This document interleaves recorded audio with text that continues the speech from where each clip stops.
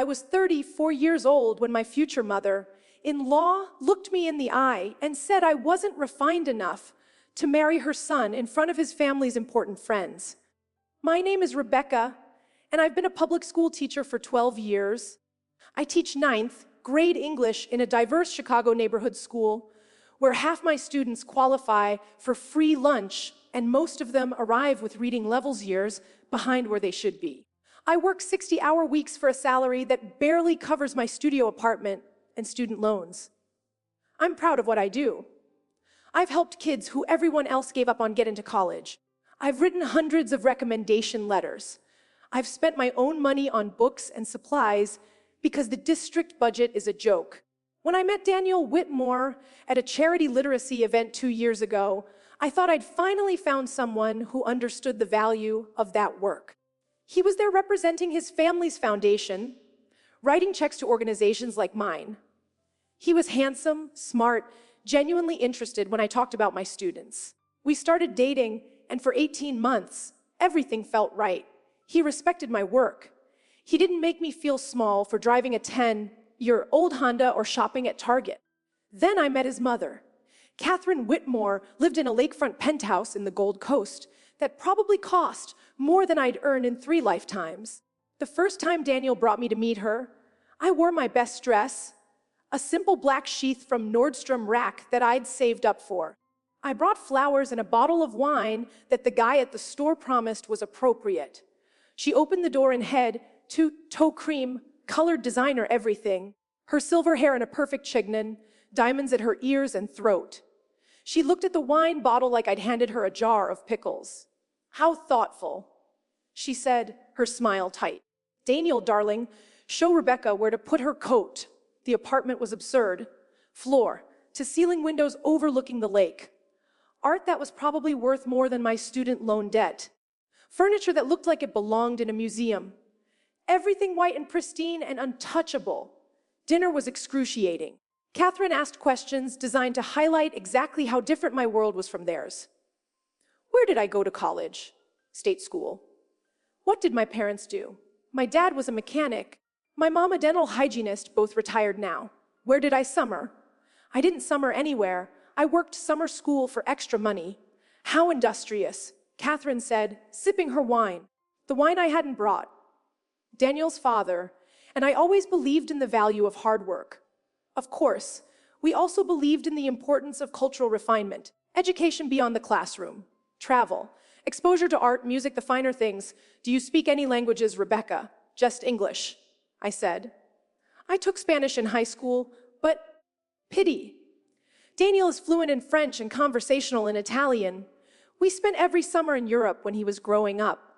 The education one receives through travel is irreplaceable. Daniel squeezed my hand under the table. Mom, Rebecca's students love her.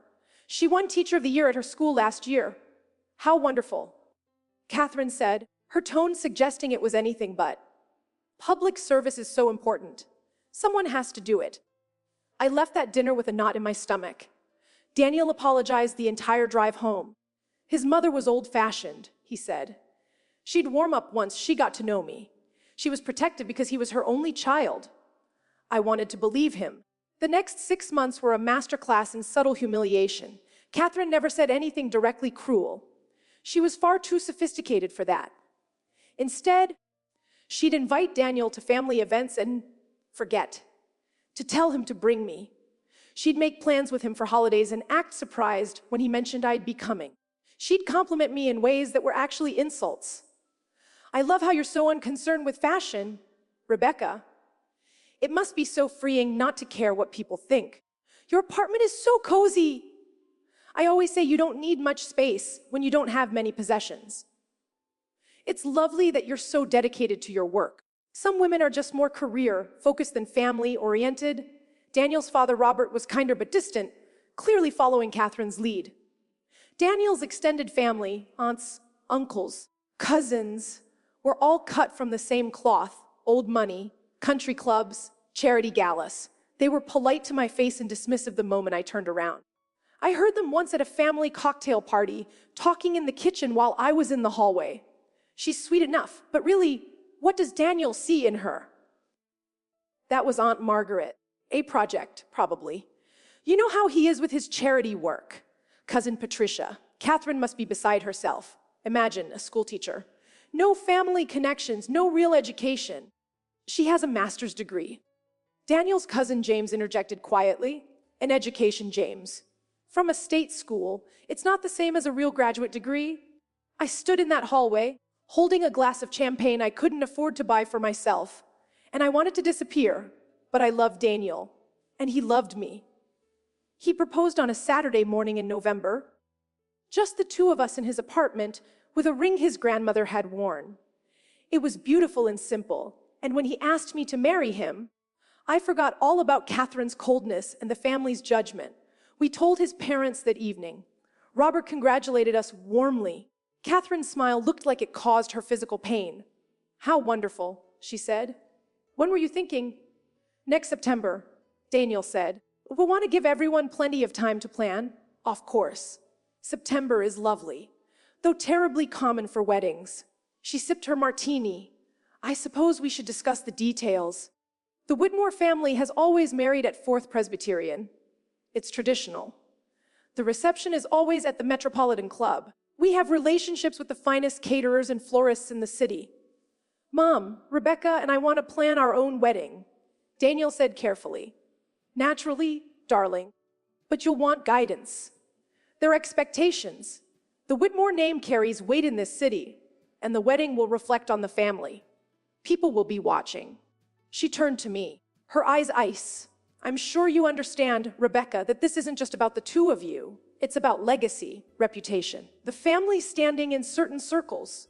Of course, I said, though my throat felt tight. What followed were months of Catherine systematically taking over every aspect of our wedding.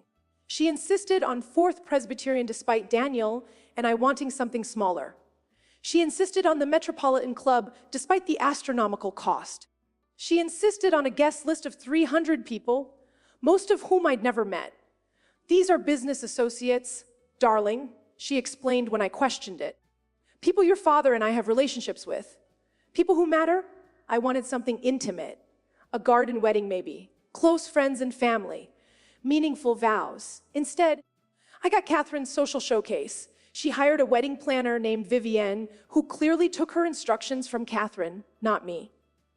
Every choice I made was overruled. I wanted wildflowers. Too casual, Vivienne said. Catherine has selected imported roses and orchids. I wanted a simple white dress. Catherine has made an appointment for you at her designer's atelier. This is her gift to you. I wanted my cousin Emma to sing at the ceremony. Catherine has hired a professional soprano who performs at the Lyric Opera. Daniel fought some battles and lost others. His mother had a way of making him feel guilty. This was what the family did. This was tradition. Did he want to embarrass his parents in front of their friends? Did he want people to think the Whitmores couldn't afford a proper wedding? The dress appointment was the breaking point. Catherine took me to an atelier in the Gold Coast, where the cheapest dress was $8,000. The designer showed me gowns that Catherine had pre-selected. All of them were beautiful, and all of them made me look like I was playing dress up in someone else's life. This one, Catherine said, pointing to a massive ball gown with a cathedral train and enough beading to sink a boat. It's perfect. Very Grace Kelly, classic, timeless. It's beautiful. I said carefully, but it's not really my style. Your style, Catherine repeated as if I'd said something amusing. Darling, this is your wedding day. You'll want to look the part? The part? Of someone marrying into the Whitmore family. She smiled. Vivienne, have it wrapped. We'll take it. Mrs. Whitmore, I really would prefer something simpler. Rebecca? She turned to me, her voice dropping. I know this is all very overwhelming for you. You're not used to events of this caliber. But trust me, I've been attending society weddings for 40 years. I know what's appropriate. The implication was clear. I didn't. I tried the dress on in the private dressing room while Catherine and Vivienne waited outside. It was gorgeous. It was also completely wrong. I looked like a little girl in her mother's clothes. When I stepped out, Catherine's eyes lit up. Perfect. Absolutely perfect.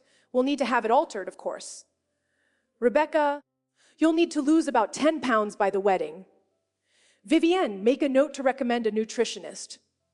I stood there on the pedestal in an $8,000 dress I didn't want, being told to lose weight I didn't need to lose, and I felt something crack inside me. I can't do this, I said quietly. The alterations. Of course you can, it's simple. No. This, any of this. I looked at Catherine in the mirror. This isn't my wedding. This is your show, and I'm just a prop you're trying to polish up enough not to embarrass you. Catherine's face went cold. I have spent months planning this wedding. I have called in favors, spent enormous amounts of money, all to give you a day you could never afford on your own. And this is how you thank me. I didn't ask you to do any of that. Daniel and I wanted something small. You're the one who insisted, because someone had to ensure this wedding wasn't an embarrassment. Catherine's voice rose. Do you have any idea what people would say if Daniel Whitmore married some school teacher in a backyard ceremony? The judgment, the gossip. I am protecting this family's reputation, which apparently means protecting it from you. The room went silent. Even Vivienne looked shocked. I think I should go, I said quietly. Yes, perhaps you should. Catherine turned away. And perhaps you should think very carefully about whether you're truly ready for this marriage. Being a Whitmore requires a certain level of grace and breeding. I'm not convinced you have it. I changed back into my own clothes with shaking hands and left the atelier. I called Daniel from my car, crying so hard I could barely speak. He met me at my apartment an hour later and held me while I told him everything his mother had said. I'm done, I said.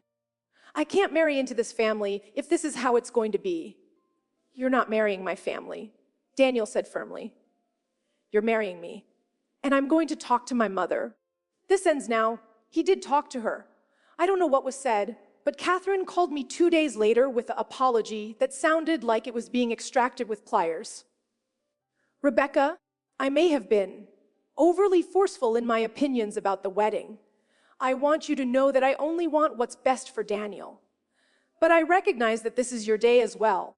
Perhaps we can find some compromises. The compromises were cosmetic. I got to choose my bridesmaids' dresses. I got to select the cake flavor. Everything else remained under Catherine's control. The months leading up to the wedding were a blur of dress fittings, menu tastings, and endless planning sessions where my input was noted and then ignored. Catherine invited me to exactly one family event during this time, a bridal shower she threw at her country club for the wives and daughters of her social circle. Women I'd never met, who asked me polite questions and looked through me like I was furniture.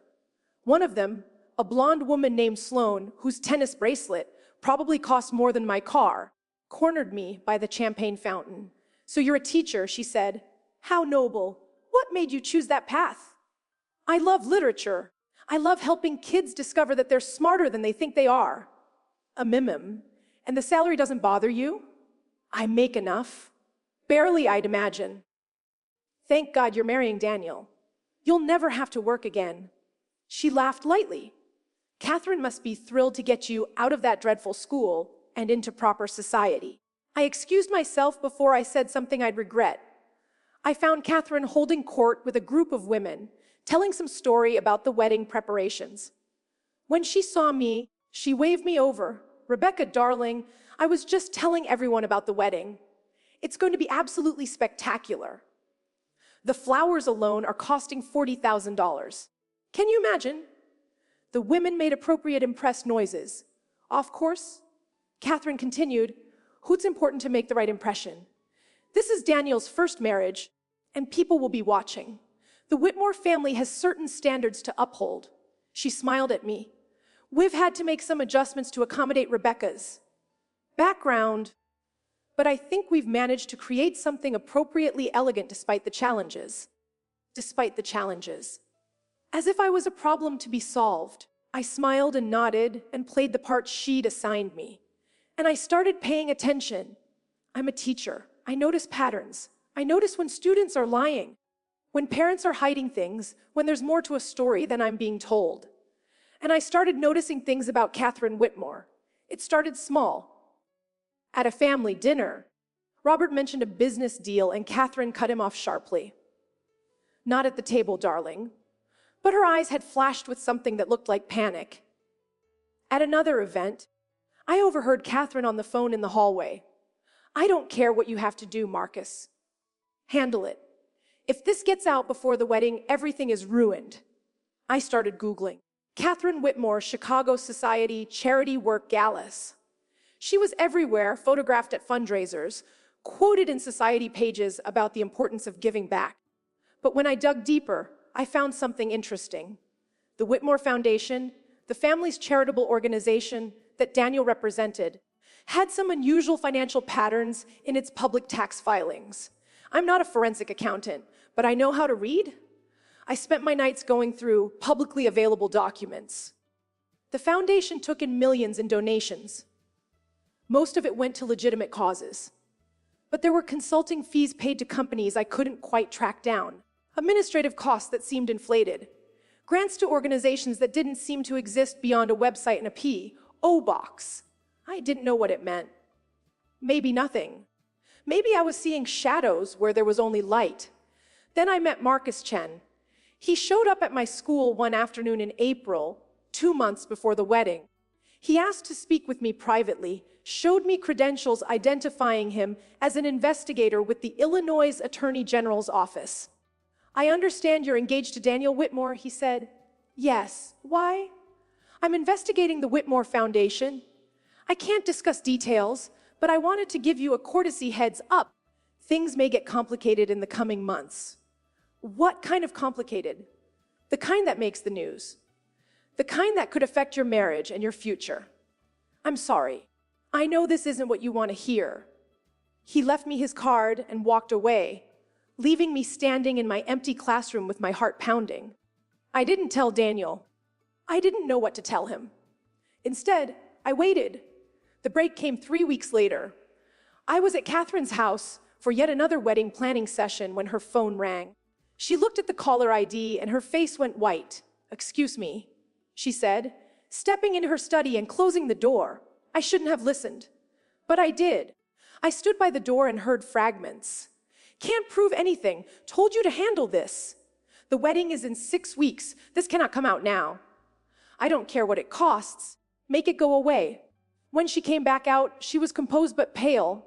"I'm afraid I'm not feeling well," she said. "We'll have to reschedule." I left, but I couldn't stop thinking about that call. That night, I did something I'm not proud of. I hacked into Catherine's email.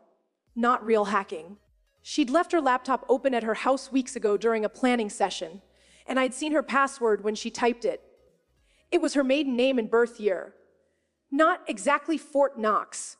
I told myself I was just looking, just trying to understand what was happening. What I found made me sick. Emails to Marcus Chen's office, legal correspondence, invoices from lawyers, and a paper trail showing that the Whitmore Foundation had been funneling money to shell companies controlled by Catherine and Robert for years. Millions of dollars donated by wealthy Chicagoans for cancer research, literacy programs, children's hospitals, money that was being siphoned off into the Whitmore's personal accounts through fake consulting fees and grants to organizations that didn't exist. The foundation was a scam. An elaborate, long-running scam that had fooled some of the wealthiest and most powerful people in Chicago. And they were about to be caught. I sat at my laptop in my tiny apartment and realized that Catherine's obsession with the wedding made perfect sense. It wasn't about me or Daniel or family legacy. It was about putting on one last show before everything collapsed. One final spectacular event to prove to Chicago society that the Whitmores were untouchable. I was a prop in her performance. And so was Daniel. I thought about telling him. I almost called him a dozen times. But every time I reached for my phone, I stopped. Daniel loved his parents. He'd grown up trusting them completely. If I told him his family's foundation, the thing he was so proud of, the thing he devoted years to, was a fraud, it would destroy him. And if I was wrong somehow, if there was an explanation I wasn't seeing, I would destroy his relationship with his parents for nothing. So I waited. 2 weeks before the wedding, the story broke. Not in a small way, in a front page of the Tribune way. Prominent Chicago family under investigation for charity fraud. The article detailed the AG's investigation into the Whitmore Foundation. Donors were shocked. The photos of Catherine and Robert at galas, accepting awards for their philanthropy, suddenly looked sinister. Daniel called me in tears. "Did you see the news?" I saw. "It's not true. It can't be true. My parents would never. They've devoted their lives to charity work." "Daniel, we need to talk." I went to his apartment. I told him about Marcus Chen's visit, about the emails I'd found, about the pattern of shell companies and fake grants. I showed him everything I'd discovered. He didn't want to believe me. He called his father, who denied everything, called it a witch hunt, a misunderstanding, political persecution. Catherine was too distraught to come to the phone, but the evidence kept mounting. More stories in the press, interviews with donors who'd given millions and were now demanding investigations. The AG's office announced formal charges were coming. And through it all, Catherine's primary concern was the wedding. She called me 4 days before we were supposed to get married. "Rebecca, I know things are difficult right now, but it's more important than ever that we proceed with the wedding as planned. We need to show Chicago society that the Whitmore family is strong and united, that we won't be intimidated by baseless accusations." Baseless. "Catherine, there's evidence. Evidence can be manipulated. The point is, this wedding is happening. I've spent $200,000 on this event, and it will go forward." $200,000. Probably stolen from the same donors she was now claiming to be victims of political persecution. I hung up and called Daniel. "We need to postpone the wedding." "What?" No, Rebecca. I need this. I need something good in my life right now. Please. I love you. I want to marry you. Don't let my parents' mess destroy our future. Your mother wants to use our wedding as a publicity stunt. Then we won't let her. We'll get married because we love each other, and whatever happens with my parents' legal issues, we'll face it together. I wanted to believe him. I wanted our love to be enough. But I couldn't shake the feeling that I was being used, that I'd always been a tool in Catherine's games. I made a decision. I called Marcus Chen. "If I gave you access to Catherine Whitmore's emails, could you use them? Depends on how you obtained them." I explained the laptop, the password I'd seen. He was quiet for a long moment. "That's legally gray area. But if you were to voluntarily provide information you had legitimate access to..." I sent him everything. Every email, every document, every piece of evidence I'd found. Then I called the wedding planner. "Vivienne, I need you to do something for me. I need you to make sure there's a projector and screen at the reception. Tell Catherine it's for a video montage. A surprise for Daniel. A video. Rebecca, we have a very tight schedule. Tell her it's non-negotiable. And bill it to my account, not hers." The wedding day arrived. I woke up in a hotel room, surrounded by bridesmaids I barely knew, friends of Catherine's daughter-in-law to be, not mine.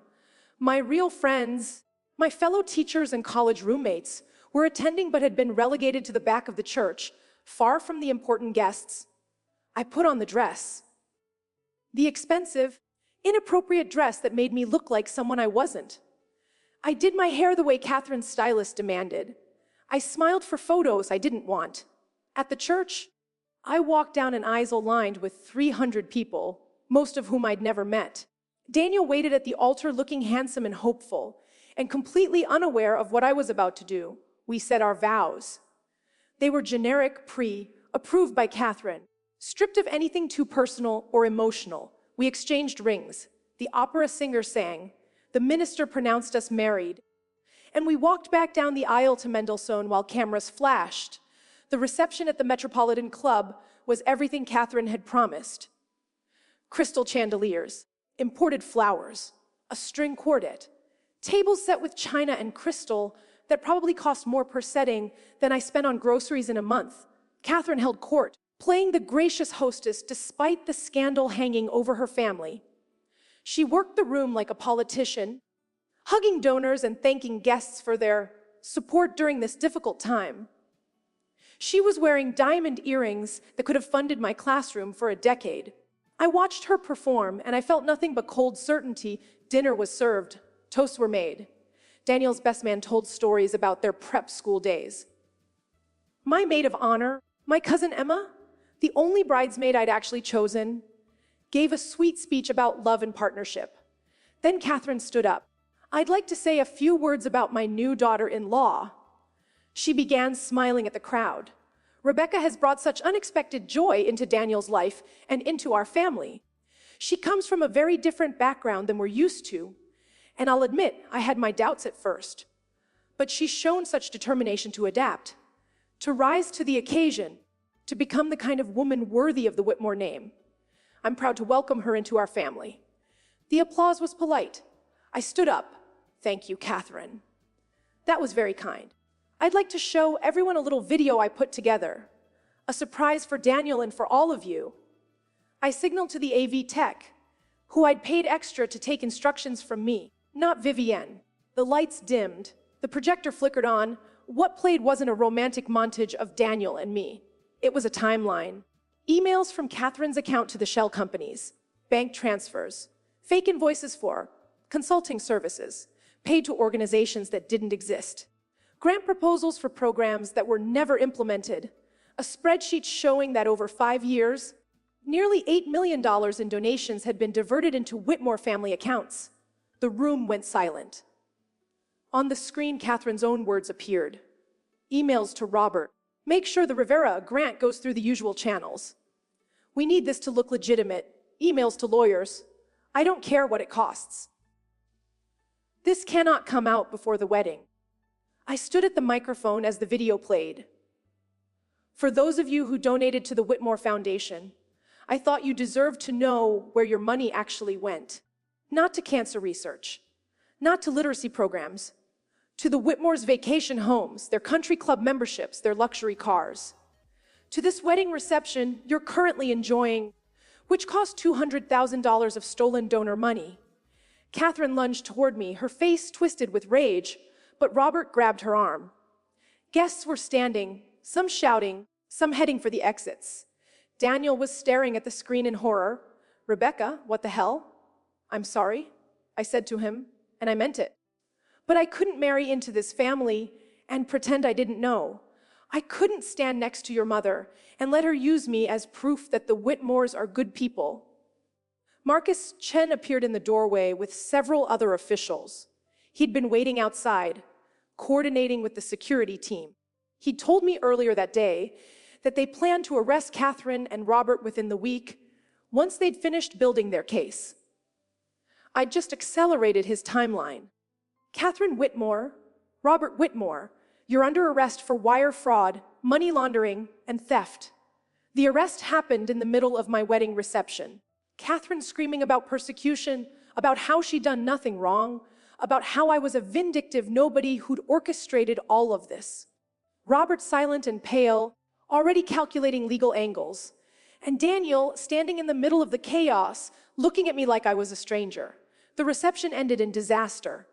Guests fled. The string quartet packed up. My wedding cake sat untouched. I changed out of my expensive dress in a bathroom stall while my hands shook. Daniel found me in the hotel lobby an hour later. "You knew," he said. "You knew for weeks and you didn't tell me." "I tried to tell you.